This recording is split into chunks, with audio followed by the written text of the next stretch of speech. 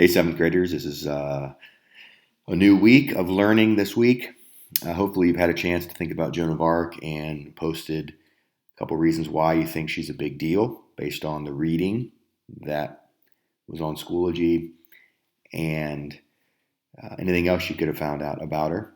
She's just kind of one of those people from history that people still kind of talk about. And while we don't always spend a lot of time as a planet thinking about the Hundred Years' War, something about Joan of Arc really stands out. The way that she believed God was talking to her and leading her.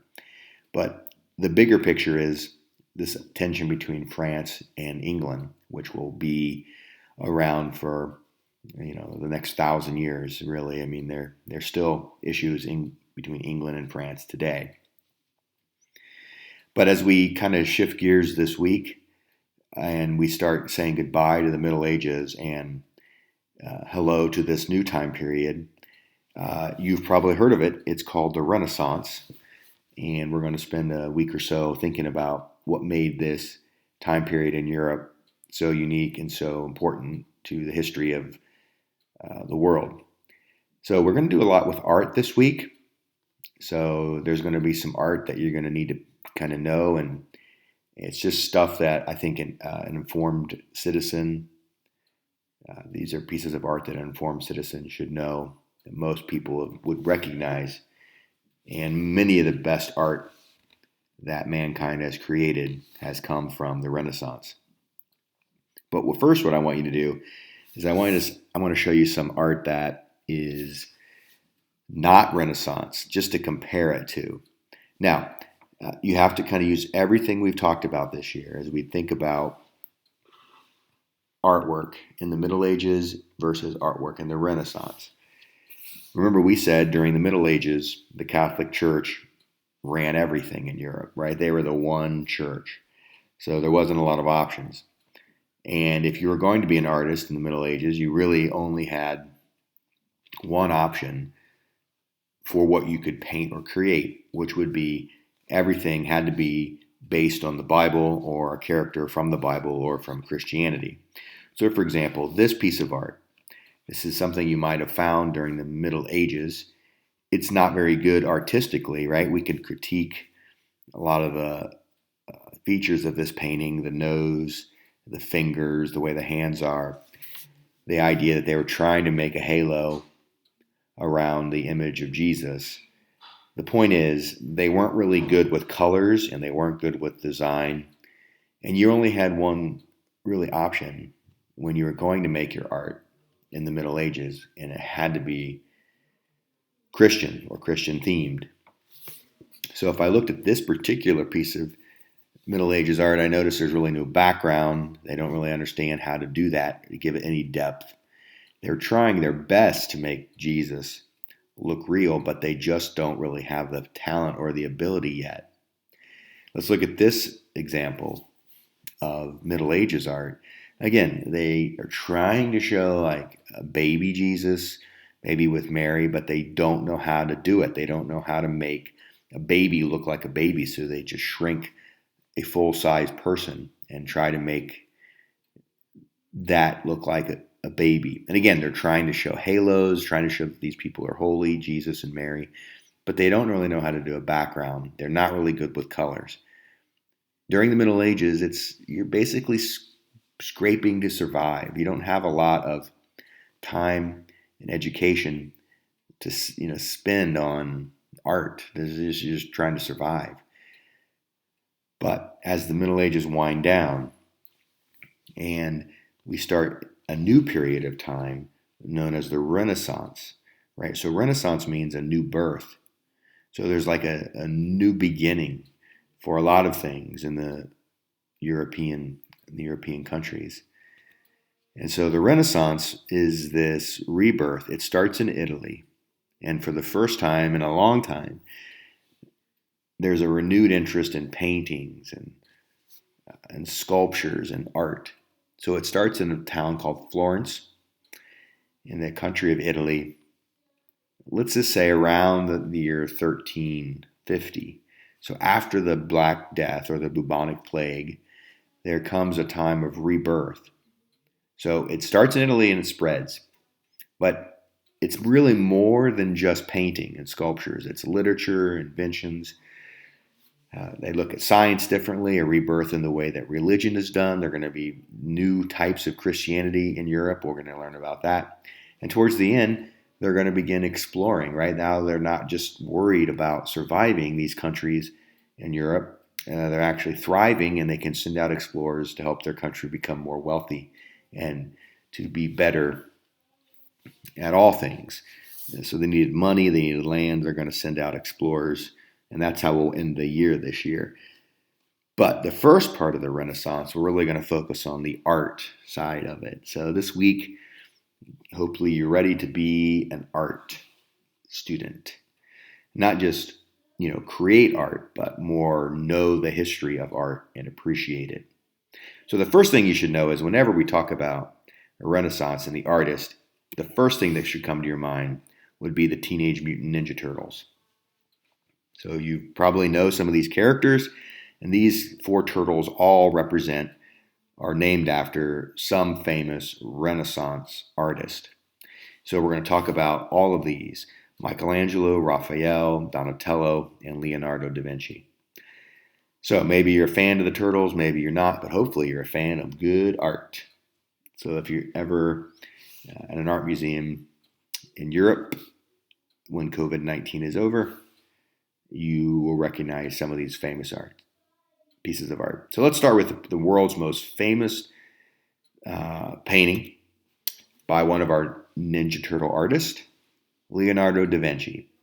So just so you know, Leonardo was his name, and he's from Vinci. So Leonardo da Vinci, meaning he's from Vinci, Italy.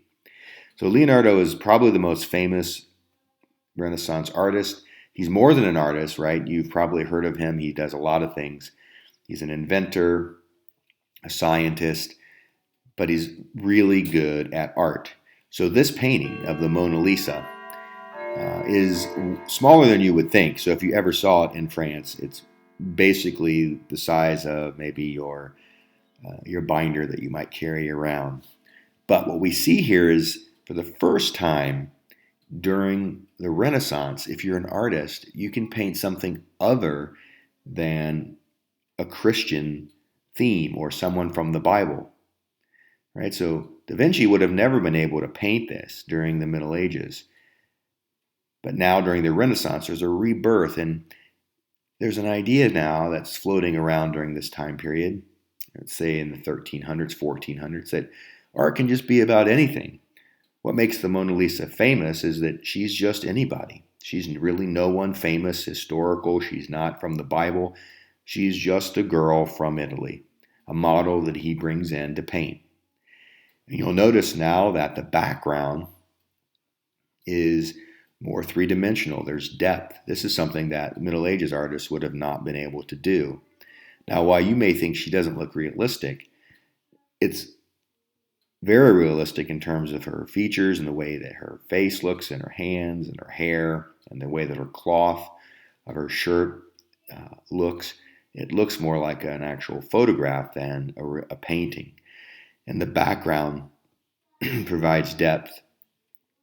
What also you should know is during the Renaissance, there's an emphasis on humans, humanism, which means that you're able to focus on the things that make the focus of your art human or just normal, right? She's not anyone famous, but she looks just like a normal person.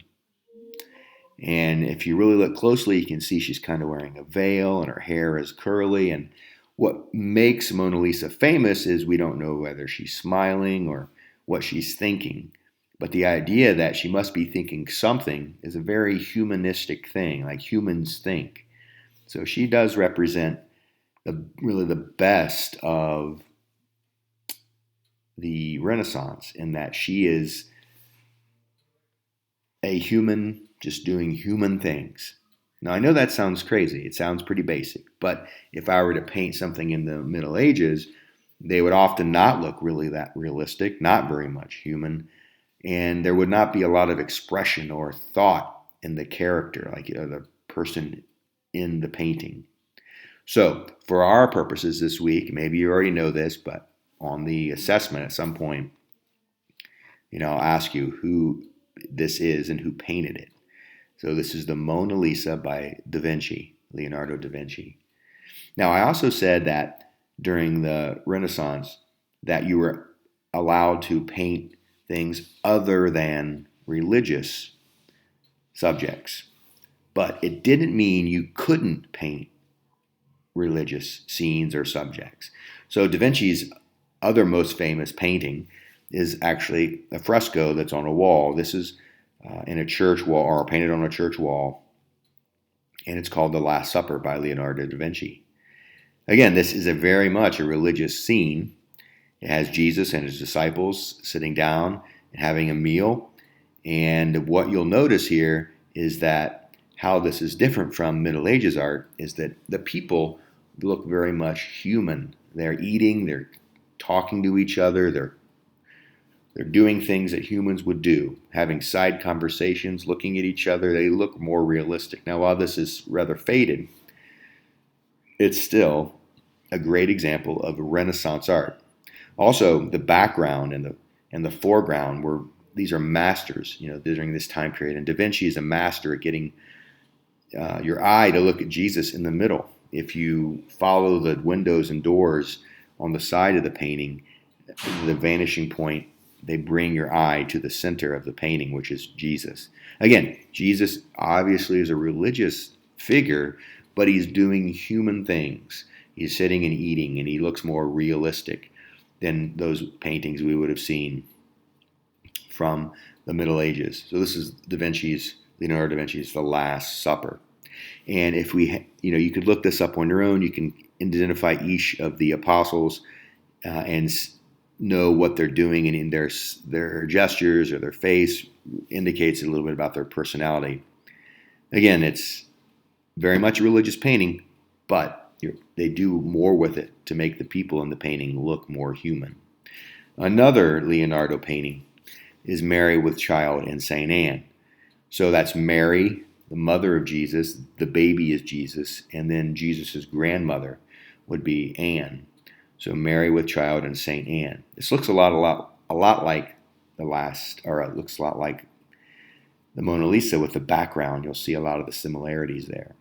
But it's very much a religious painting, but the people in it, religious characters, are doing human things, just kind of hanging out, playing with a baby. There's a lot of religious symbolism here, a lot of tenderness in this family unit. And of course, Jesus, as Christians believe, the Son of God, the Lamb of God, is holding an actual lamb.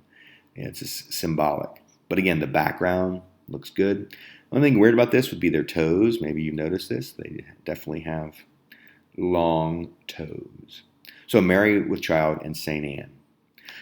Now let's switch gears to another Renaissance artist. I know you've heard of Michelangelo. His most famous painting is in a church in Rome called the Sistine Chapel. So this is a church building. He was hired as an artist to paint the ceiling and some of the walls. It would take him years.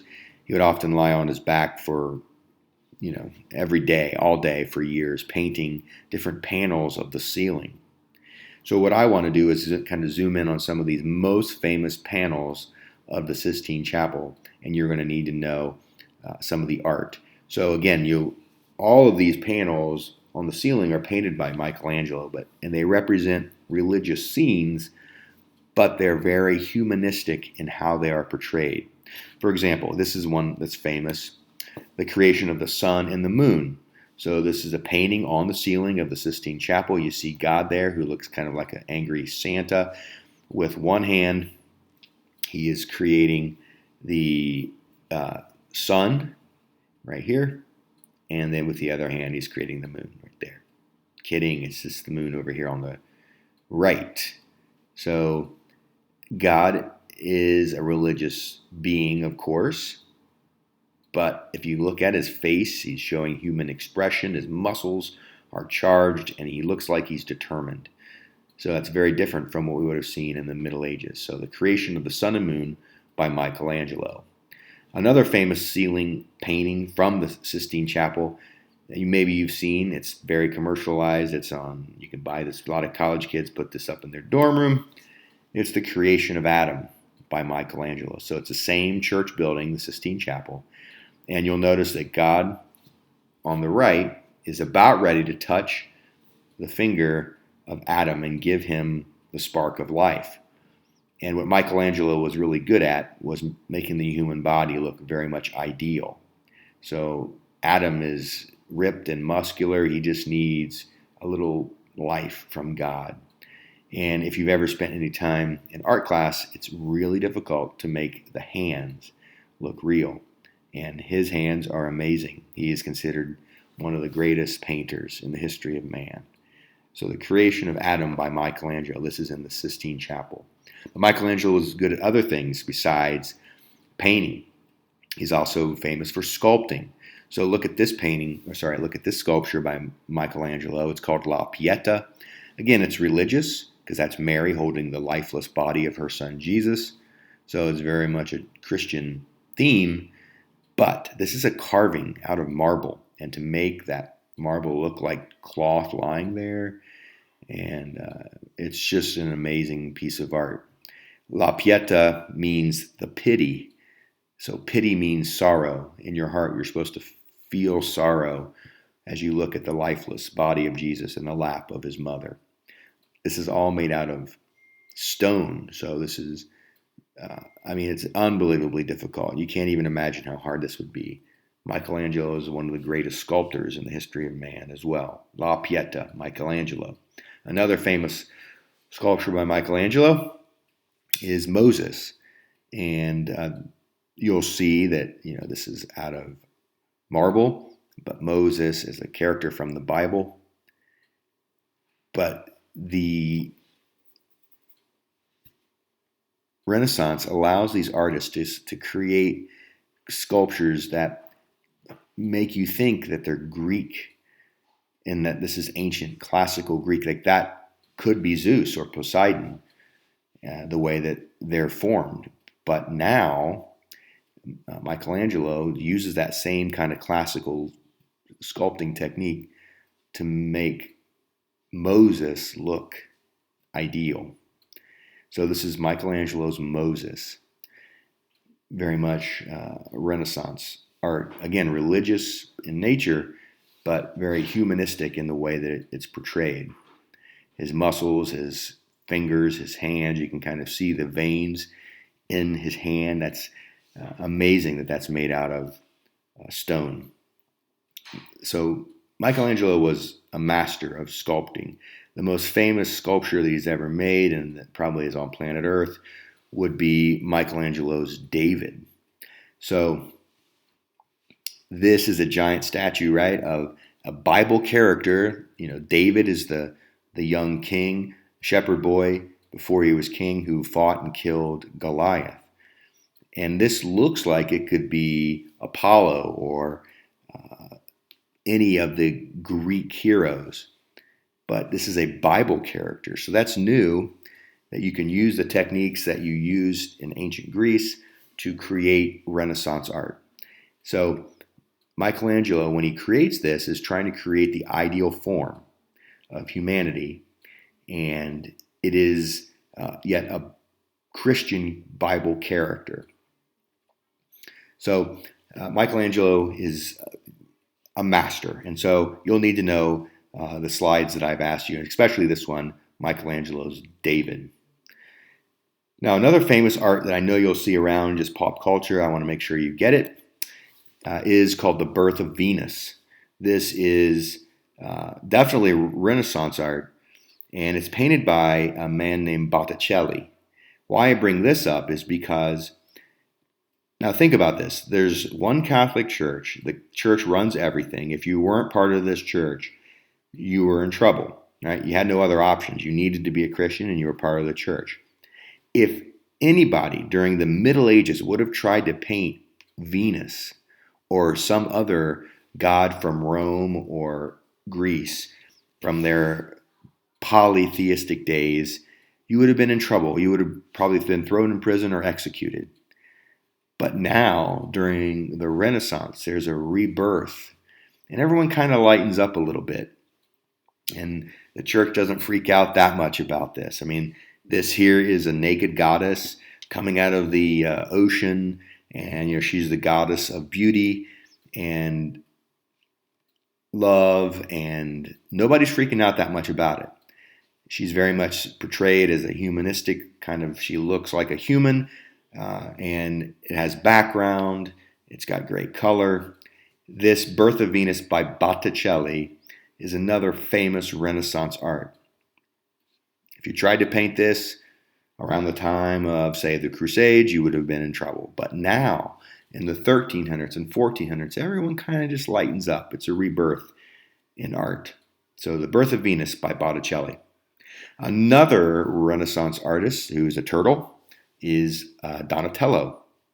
And Donatello's painted and sculpted many things. Probably his most famous would be another version of David, right? So we already saw Michelangelo's version of the Bible hero David. Donatello does another take on David, and not so buff, not so ideal, but he is, of course, if you look at this, standing on the head of Goliath at the very bottom of the sculpture. So he's just as tough as the other David that we saw. So this is David by Donatello. Now, it gets a little confusing. I remember this because it's dark. It's dark David, Donatello, 3Ds, just like your grade card. So maybe it helps to remember that. David by Donatello. That leaves us with one Ninja Turtle, and that's Raphael. And this is the only painting you need to know by Raphael. It's called The School of Athens. And there's so many things going on here, right? This is in Athens, Greece. And this painting is full of great Greek thinkers that we've maybe even studied, like Socrates, Plato, and Aristotle, Pythagoras, Hippocrates, Herodotus, some of these great Greek thinkers. And you'll also notice that the vanishing point, all the lines lead you to the center, to the middle. If I would have been a Middle Ages painter and I tried to paint these thinkers from ancient Greece, I would have been in trouble. But now, during the Renaissance, everyone's kind of lightened up a little bit, and they allow Raphael to paint Greek thinkers. This is a great example of foreground, background, vanishing point. You could study this painting a long time and never really get to how amazing it is. So, in fact, if you get on the internet, you can find this painting with all the labels of all the famous thinkers in it. So maybe that's something we'll do later in the week. So we've looked at Leonardo da Vinci, Michelangelo, Donatello, and Raphael. We also had a Botticelli in there, The Birth of Venus. Those are some famous, probably the most famous Renaissance art. So as we wrap up our thinking for the day, I just also want to point out one thing. How did these people get so smart and know so much about art during this Renaissance? Well, it's not just a Renaissance, a rebirth in art. It's a rebirth in inventions and knowledge. So I want to end on this idea of a game changer. What really does change things for the world is the invention of a printing press by Johann Gutenberg in Germany in 1450. So now literature, books, the Bible can be mass produced.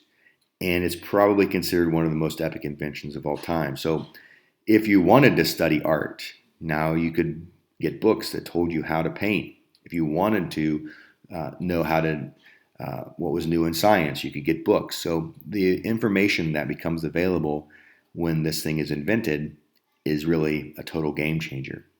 So don't be overwhelmed now. We've looked at the four big artists of the Renaissance, and we're going to kind of do some stuff with them this week. But right now, at the beginning of the week, there's no real written assignment. I just want you to watch this a couple times. Think about these artists.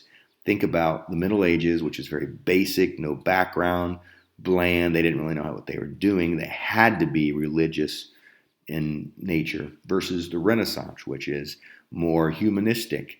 They figured out background. They understand colors. You don't have to do religious paintings, but you can.